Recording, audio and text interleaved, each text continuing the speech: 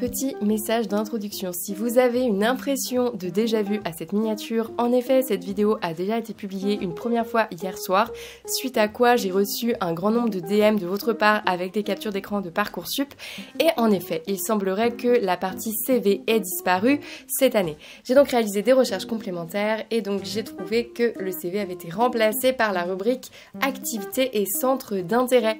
Et donc afin d'en avoir le cœur net sur ce qui se passait sur Parcoursup, je suis allée jusqu'à me réinscrire directement sur la plateforme comme si j'allais reprendre mes études. Je ferai une IGTV sur mon compte Instagram cette semaine avec la complétion totale de mon dossier étape par étape. Dans les faits, la rubrique activités et centres d'intérêt se rapproche énormément de la rubrique CV qui existait jusqu'alors. Simplement, il n'existe que 4 rubriques qui sont proposées. Une première qui s'appelle expérience d'encadrement ou d'animation.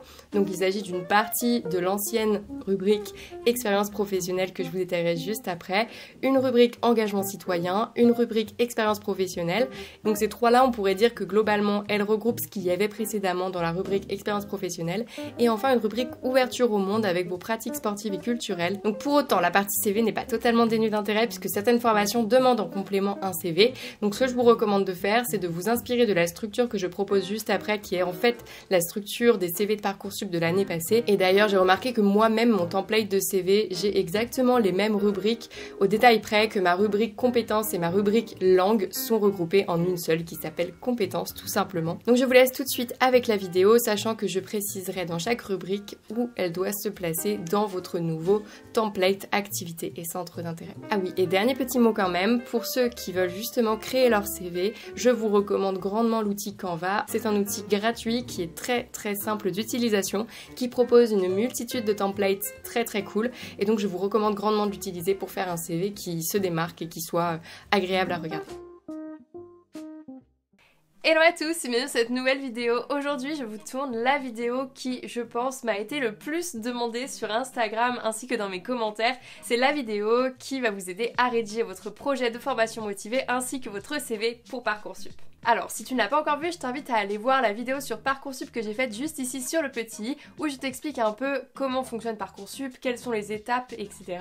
Mais aujourd'hui, on va vraiment se concentrer sur le projet de formation motivée ainsi que sur le CV. Donc le projet de formation motivée, qu'est-ce que c'est? C'est, comme je le disais dans la première vidéo, la lettre de motivation au format Parcoursup, rien de plus. Le CV va également être un peu spécifique par rapport à un CV classique puisque tu vas simplement devoir remplir certaines rubriques. Donc la première chose qu'il faut que tu saches, c'est que ton CV, il va être commun à l'ensemble des vœux que tu vas demander, tandis que ton projet de formation motivée, lui, il va être propre à chacun de tes vœux. Donc oui, si tu as formulé 20 vœux, tu devras rédiger 20 différents projets de formation motivés. Mais je vais tout de suite te donner quelques astuces pour pouvoir réutiliser et simplement adapter un premier projet de formation motivée par exemple. Donc on va commencer par le CV. Donc le CV, il contient 5 rubriques, mais seulement 2 sont obligatoires.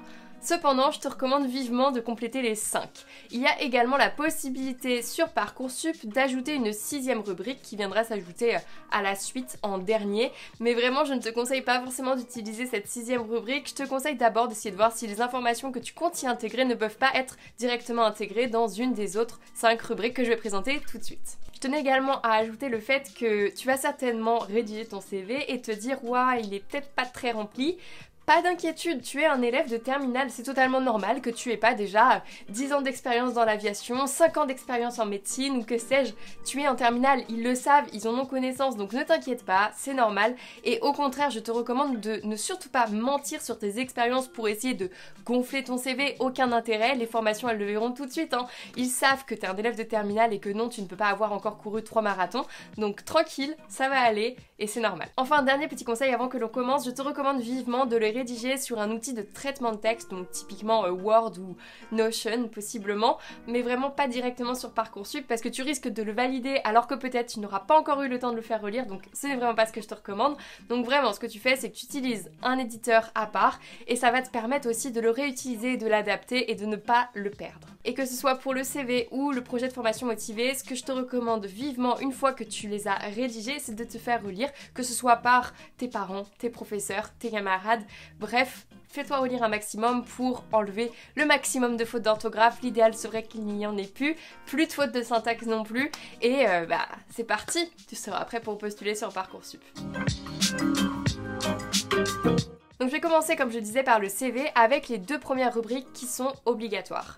La première rubrique obligatoire est la rubrique formation. Dans celle-ci, je te conseille d'abord d'y intégrer ton diplôme national du brevet. Vous avez tous passé le DNB avec ou sans mention, tu le précises, et donc c'est le premier diplôme évidemment qu'il faut que tu y intègres. Si tu as passé le BAFA ou même un permis de conduire, eh bien c'est quelque chose que tu peux également mentionner puisque c'est toujours un plus sur un CV. Je te conseille plus globalement d'y intégrer l'ensemble de tes diplômes. Je te conseille ensuite d'y mentionner la voie que tu as suivie. Est-ce que tu étais dans un bac général, technologique, professionnel?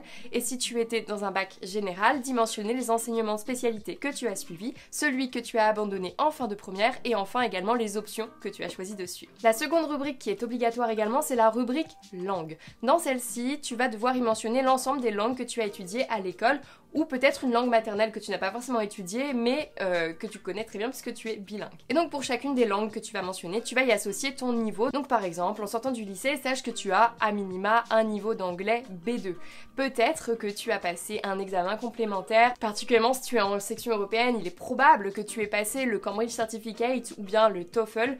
Bref, ces diplômes-là vont accréditer de ton niveau, c'est également bon de les mentionner. C'est également ici que tu vas préciser si tu as suivi une classe Abibac, Bachibac, ESABac, puisque c'est vraiment un plus, ou une section européenne, ou une section internationale. Et donc c'est vraiment dans la partie langue que tu vas penser à y intégrer l'ensemble de ces informations. Maintenant, je vais passer aux 3 rubriques qui seront optionnelles, mais que je te recommande vivement de compléter. Donc la première rubrique s'appelle la rubrique compétences. Et donc là, je te conseille vraiment d'y associer à chaque compétence une explication, une activité dans laquelle tu as développé cette compétence. Je m'explique. Par exemple, si tu dis que tu es quelqu'un de créatif, je t'invite à y préciser que c'est parce que maintenant ça fait 2 ans que tu tiens un compte Studigram sur lequel tu partages tes astuces, tes conseils, tes fiches de cours pour motiver les étudiants, les lycéens à travailler et que donc c'est quelque chose qui t'anime au quotidien puisque tu aimes le côté artistique de la création de contenu. Si tu souhaites mettre en avant tes compétences en informatique, je t'invite également à y mentionner par exemple que la gestion de ce compte Instagram t'a amené à utiliser des logiciels tels que Illustrator, Photoshop ou même Canva et que donc tu maîtrises ces logiciels. Enfin, si tu souhaites mettre en avant ta rigueur et ta concentration, tu peux mentionner le fait que ça fait 10 ans que tu fais de la compétition dans tel ou tel sport et que tous les week-ends tu es en match et que tu adores ça. Bon, avec le Covid, un peu plus compliqué, mais bref, ça fera de mal à personne de parler d'avant le Covid. Mais donc ces exemples n'étaient qu'à titre indicatif, à toi de créer les tiens, je suis persuadée que tu as plein de compétences et plein d'activités associées qui te permettront de les valoriser. 4e rubrique, la rubrique expérience professionnelle. Alors là, comme je le disais en introduction, oui, ils savent très bien que tu n'auras pas 10 ans d'expérience en tant qu'astronaute, 10 ans d'expérience en tant que pilote d'avion, c'est normal, t'es en terminale. Là, ce qu'il va plutôt falloir que tu mettes, c'est par exemple si tu as déjà eu l'occasion de faire du babysitting pour les voisins, ou alors si tu as peut-être déjà eu l'occasion de travailler dans des associations en tant que coach de volleyball par exemple, ou même dans des associations humanitaires, ou même encore si tu as eu des engagements citoyens, donc par exemple si tu as été élu délégué de classe, ou alors même que tu as été membre du conseil d'administration du CVC ou du CVL. Ce sont des exemples à titre indicatif, à toi de créer les tiens. Enfin, dernière rubrique, mais pas des moindres, la rubrique centre d'intérêt. C'est la rubrique qui, je pense, est la plus personnelle. C'est dans cette rubrique que les établissements s'attendent à vraiment apprendre à te connaître. Et là, je te conseille de vraiment parler de toi, parler de tes passions. Qu'est-ce que tu aimes faire le week-end? Peut-être que tu passes depuis 10 ans tous les week-ends 2 heures à faire de l'aquarelle. Peut-être que tu es une grande fan de poterie. Peut-être que tu es une grande fan de musique et que tout ça fait sens avec le fait que tu es en train de demander l'école du Louvre ou que sais-je. Et bien tout cela, ça va permettre vraiment de faire un lien entre tes intérêts et la formation que tu préfères, puisqu'encore une fois, ton CV, il est générique à l'ensemble de tes vœux, mais il y a certainement une formation que tu préfères, et très honnêtement, pour moi, si tu as bien pensé ton projet d'orientation, il y a de fortes chances que l'ensemble des vœux que tu as formulés soient tous en adéquation avec tes intérêts. Sinon, c'est certainement que tu as formulé des vœux qui ne t'intéressent pas vraiment. Deuxième partie de cette vidéo, on va parler de la rédaction de ton projet de formation motivé. Alors, là, tu vas devoir le rédiger de manière adaptée à chacune des formations. Ce que je te recommande très honnêtement, c'est d'utiliser Notion parce que Notion, ma passion, si tu ne me connais pas encore, je t'invite à aller voir mes autres vidéos. J'utilise Notion au quotidien et perso, je trouve ça hyper efficace, hyper productif. Je ne passe plus 3000 ans à chercher tous les documents sur mon ordinateur. Et j'ai fait une vidéo juste ici sur comment justement réussir à s'organiser en tant que lycéen, en tant qu'étudiant avec Notion. Bref, arrêtons de parler de Notion, j'en ai marre de faire des placements de produits non rémunérés. Ce qui va être cool avec Notion pour rédiger ton projet de formation motivée, c'est que pour ma part, par exemple, lorsque je souhaite rédiger des lettres de motivation, parce qu'il faut pas croire, hein, tu rédiges peut-être aujourd'hui ton premier projet de formation motivée, mais je t'assure, t'es pas prête de t'arrêter. Si tu poursuis tes études, si ensuite tu travailles et que tu souhaites souvent changer de travail, tu vas en rédiger tout le temps des lettres de motivation. Et bon, pour ma part, des lettres de motivation, j'en rédige quasiment toutes les semaines justement pour prospecter des nouveaux clients. Et je pense que je suis la bonne personne pour t'en parler, puisque déjà c'est très rare au final qu'on ne me rappelle pas. Genre quand j'envoie une lettre de motivation, ça fait vachement présomptueux, mais quand j'envoie une lettre de motivation, très honnêtement, très souvent, j'ai passé assez de temps dessus pour prouver que j'étais vraiment motivée, et c'est l'objectif pour que la personne me rappelle derrière. Après parfois ça matche pas en entretien, mais l'idée c'est déjà d'avoir un premier contact humain. Mais du coup, comment je fais pour gagner du temps, c'est que j'ai des templates, c'est-à-dire que j'ai des blocs qui sont adaptés à chaque activité. Par exemple, si je postule à une mission de développement informatique, non, bien sûr, je ne vais pas mettre en avant les mêmes expériences que si je postule à une mission d'ingénierie pédagogique. Voilà, c'est tout bête, c'est simple. Toi, ça doit être la même chose. Il va falloir que tu crées tes blocs thématiques, j'ai envie de dire, justement pour que tu puisses gagner du temps dans tes 20 projets de formation motivés, on va dire. Celui-ci ne doit pas excéder 1500 caractères. Et très honnêtement, 1500 caractères, c'est très peu. Pour te donner un ordre de grandeur, j'ai rédigé mon propre projet de formation motivée que je te mettrai en barre d'infos. Et celui-ci ne fait que 15 lignes. Donc 1500 caractères, tu peux te dire que c'est à peu près 15 lignes. 15 lignes, c'est vraiment très peu pour réussir à convaincre quelqu'un que tu es la bonne personne pour intégrer la formation. Pour ma part, quand je rédige une lettre de motivation, souvent je me dis qu'elle doit faire une page à peu près, un petit peu moins dans l'idéal, en tout cas jamais plus, puisque l'objectif aussi d'une lettre de motivation, c'est d'être synthétique, et ça va être pareil pour toi, pour ton projet de formation motivée. Donc je vais te donner un petit peu la structure que je te recommande d'utiliser pour rédiger ton premier projet de formation motivée. Donc celle-ci commence toujours par une phrase d'introduction accrocheuse. Dis-toi que la personne qui va le lire, elle a certainement encore une centaine d'autres projets de formation motivée à lire derrière. Il faut que tu la convainques de le lire en entier. On sait très bien aujourd'hui que la plupart des recruteurs, et c'est des humains, c'est totalement normal, ne vont pas au bout des lettres de motivation. Ils lisent le premier paragraphe et ils se disent « pas intéressant ». Ne sois pas dans ce cas-là. Donc il faut que tu arrives dès le premier paragraphe à les convaincre déjà d'aller au bout de ton projet de formation motivée. Donc je te recommande de commencer par quelque chose d'assez simple en termes de formule de politesse, madame, monsieur, voilà, on fait simple, et après tu te présentes très rapidement. Élève de terminale dans tel lycée ayant suivi des enseignements de spécialité, nanana, je suis extrêmement motivée à l'idée de rejoindre votre formation. Et là, l'idéal ce serait qu'à la place de votre formation, tu dis votre classe préparatoire, nanana, votre faculté, nanana. Parce que là, déjà, avec ça, t'auras pas le choix, tu seras obligé de l'adapter et ils le verront. Et donc déjà, peut-être qu'ils auront plus d'appétence à te lire jusqu'au bout. Pour l'anecdote quand même, je tiens à le préciser, quand moi, c'était sur APB, donc il y a un moment, j'ai passé mon bac en 2012, donc en 2012, quand il y avait encore APB, je me souviens avoir passé un dimanche entier à rédiger 20 lettres de motivation, parce qu'à l'époque c'était pas des projets de formation motivée, c'était des lettres de motivation, bref c'était pareil.